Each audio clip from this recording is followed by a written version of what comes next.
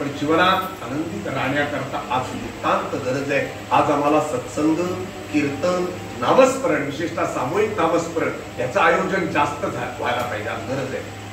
जितकं नाम तुम्ही घ्या तितके तुम्ही पुण्यवान व्हाल.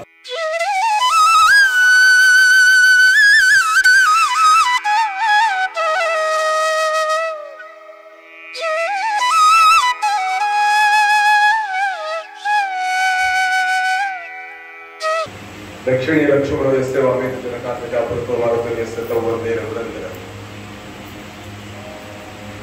आज हनुमान मंदिरामध्ये नवरात्रोत्सवाच्या निमित्तानं उपस्थित सगळे भाविक भक्तगण, आयोजक, प्रायोजक सगळ्यांना माझा जय सच्चिदानंद, जय श्रीराम. ज्यावेळी मी कीर्तनाचा अभ्यास केला लक्षात काही इतकं सोपं नसतं. आज कीर्तनकार खूप आहे.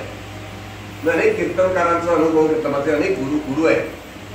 पण ज्यावेळी कीर्तनकार मगाशी संतोषी जसे म्हणाले की अमुक समाजापुरतंच कीर्तन मर्यादित होतं, ते काही लोकांनी तसं टिकवून ठेवलं. माझ्यानंतर माझा मुलगा याच्या पलीकडे कोणीही करायचं नाही, ही गादी आमची आहे. पण ज्यावेळी आपल्या लक्षात येतं 18 पगड जाती संत जन्माला आले आणि सगळ्या संतांनी सगळ्या लोकांचा विचार केला. मी ज्यावेळी अभ्यास केला त्यावेळी माझ्या लक्षात आलं आणि त्यावेळी ठरवलं हे कीर्तन फक्त माझ्या करता नाही, हे सगळ्यांच्या करता खुलं झालं पाहिजे. म्हणून मी प्रयत्न सुरू केले की सगळ्यांना मी शिकवलं. आज ही काळाची गरज आहे. हालोत्सव, दिवजोत्सव, शिगमोत्सव, इतर जे काही महत्वाचे जे उत्सव आपल्या हातात आहेत, चतुर्थीचा उत्सव असेल, दिवाळीचा उत्सव असेल, आजच्या काळामध्ये सरस्वती पूजनाचा उत्सव असेल, या उत्सवातून आपल्याला काय मिळालं किंवा काय आपण मिळवतो याचं उत्तर प्रत्येकाला शोधावं. समाज घडवण्याकरता हे उत्सव आहे. पैसा किती मिळवला याला महत्व नाही, शांतता किती याला महत्व नाही. ठेविले अनंते तैसेच राहावे, चित्ती असो द्यावे समाधान. उत्सव खूप केले, खर्च खूप केला, मिळवले काय ते सांगा. साधन आहे, उपासना आहे, नामस्मरण आहे. कुठंतरी याच्यावर संशोधन होण्याची नितांत गरज आहे.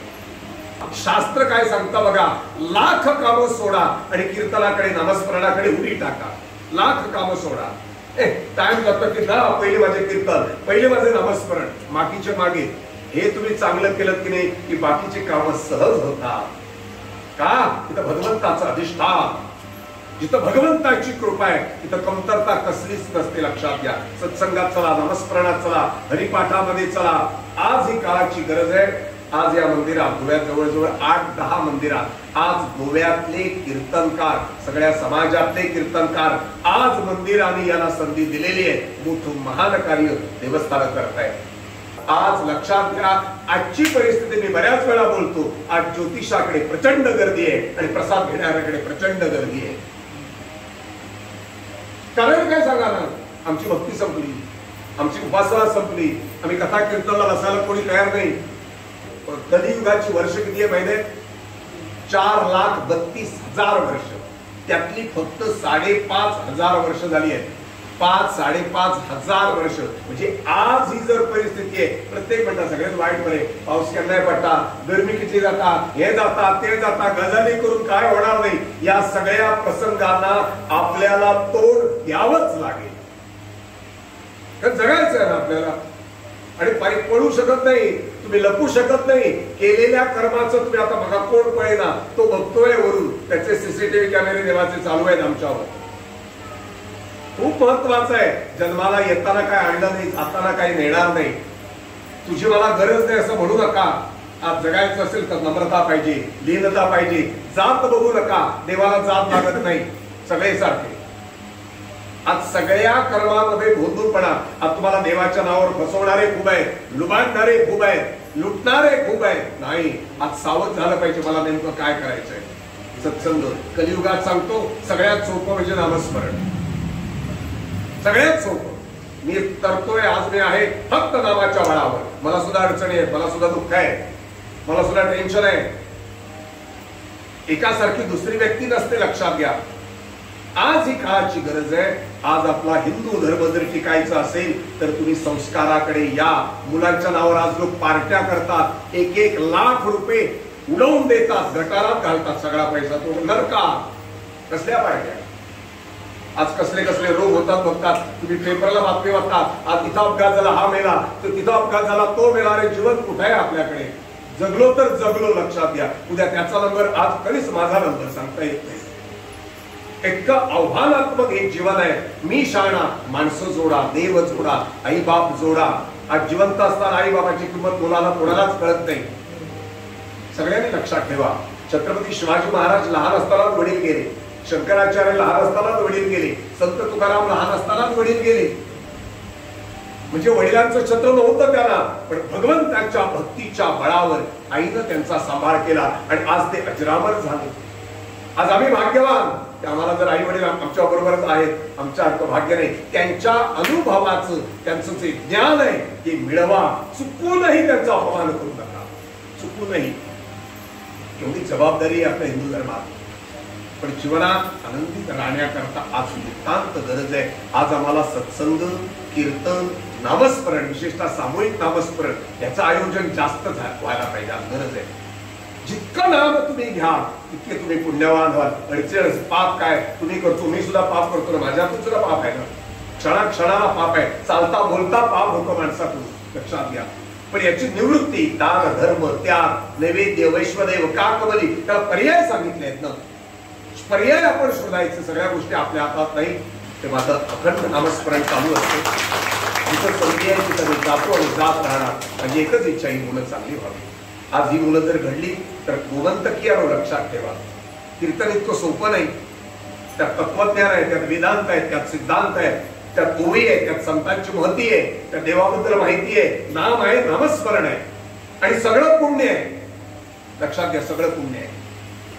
कुठंतरी लक्षात घ्या, भक्त तरे तारी 42 कुळे आणि भक्तीचे निमुळे जगदोद्धार. एक भक्त घरात जर जन्माला आला तर कुटुंबाचा उद्धार होतो. एवढी ताकद भक्ताची आहे. तो भक्त आपल्या घरात यावा. म्हणून मी सांगतो पुन्हा, ज्यांचं वक्तृत्व चांगलं आहे आणि ज्यांच्याकडे संगीत आहे, कुणाची मुलं असो तुम्ही कीर्तन विद्यालयात पाठवा. कुणाची असं, आपलं तर आता मोठं झालं, घ्यायची गरज नाही. नातेवाईकांचा असेल, बहिणीचा असेल, त्यांचा कुणाचा तरी असेल, प्रयत्न करा. मुलं इकडे येतील असं करा. हे धर्माचं रक्षण करणार. आज धर्माचे प्रवक्ते झाले पाहिजे. जातीपाती धडकू नका. मी शाळा, मी मोठा कोणी नाही, तुमच्यामुळे मला मोठेपण आहे, या मुलामुळे मला मोठेपण आहे, हे कधी विसरून चालणार नाही. भरपूर कीर्तन होत आहेत. आज मुलांना मागणी खूप आहे आणि मी जवळजवळ 8-10 दिवस मी गोवाभर फिरतोय. सगळीकडे प्रतिसाद चांगला आहे. तरुण पिढी कीर्तनाला येते, या मुलांची कीर्तन ऐकायला. म्हणून सांगतो, मुलाचा वाढदिवस असेल कीर्तन ठेवा. मुलीचा वाढदिवस आहे, वडिलांच्या स्मृती प्रीत्यर्थ, आई वडिलांच्या स्मृती प्रीत्यर्थ फक्त कीर्तन आणि नामस्मरण ठेवा. पुण्य मिळेल आणि काय करायची गरज नाही. ते भगवंताचे अधिष्ठान. आज संस्कार द्या मुलाला. आज भगवद्गीता यावी, हनुमान चालीसा स्तोत्र यावं. आम्ही कीर्तनाने सगळं शिकवतो. सगळ्या वेगवेगळ्या प्रकारच्या आरत्या, वेगवेगळी प्रकारचे नामसंकीर्तन. कीर्तनात काय शिकवलं जाते मुला कधी घ्याव्या, मुलांच्या कळणार काय काय शिकवलंय. आज ही गरज आहे, लक्षात घ्या. उपासनाच तुम्हाला तारू शकतो. केवढ्याही संकट येऊ, नामसंकीर्तन साधन पैसोपे, जळतील पापे जन्मांतरेची. ज्योतिषाकडे जाऊन बघा, केवढी दुःख आहेत त्याच्याकडे. प्रसाद घेणारे किती अडचणी सांगतात आपल्या. बघा, सुखानं कोण येत नाही देवाकडे, लक्षात घ्या. आज हा उपाय, आज ही संधी तुम्ही दिलीत. मी पुन्हा एकदा संतोष विश्राम, त्यांचं संपूर्ण कुटुंबीय तरुण पिढी नावे धन्यवाद तुम्हाला देतो. साथीदार, चारी बंधू, त्यालाही धन्यवाद. कीर्तनकार शिवानी, आणि असंच प्रेम, तुमचे आशीर्वाद माझ्या पाठीशी राहू देत. मी कोणी मोठा नाही, देव हे सगळं करून घेतो. ही श्रीरामांची इच्छा आहे, लक्षात घ्या. तसंच कार्य आम्ही करूया आणि एकामेकाला मदत करूया. बोलायची कीर्तनकारांची संख्या कशी वाढेल, भक्ती कशी वाढेल. बाहेरच्या कीर्तनकारांना बोलवूया. कोणाबद्दलही माझ्या मनात द्वेष नाही, कुणाबद्दलही, लक्षात घ्या. त्यांचं सुद्धा मार्गदर्शन घेऊया आणि आम्ही मोठे होऊया, आम्ही भक्ती वाढवूया. सगळ्यांना नमस्कार, धन्यवाद. मला तर तुमच्या कीर्तन म्हणजे मुलांची कीर्तन आहे, तळावलेल्या 4 मुलांची 10 ते 12. मला लगेच जायला पाहिजे. निरोप मी घेतो तुमचा. सगळ्यांना धन्यवाद.